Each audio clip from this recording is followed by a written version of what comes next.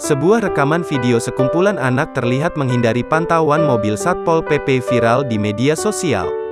Dalam video awalnya memperlihatkan sekumpulan anak-anak duduk di belakang deretan sepeda motor. Mereka adalah anak-anak pedagang asongan yang tengah ngumpet di ujung parkiran. Anak-anak tersebut sengaja bersembunyi di balik deretan sepeda motor untuk menghindari Satpol PP. Saat rekaman dialihkan ke jalan, di ujung jalan ada Satpol PP dengan mobilnya yang tengah terparkir. Anak-anak ini bersembunyi karena terlihat ada Satpol PP, tulis keterangan dalam unggahan video. Sontak video tersebut mendapat beragam komentar dari warganet. Banyak warganet yang merasa prihatin dengan kondisi bocah yang berjualan tersebut.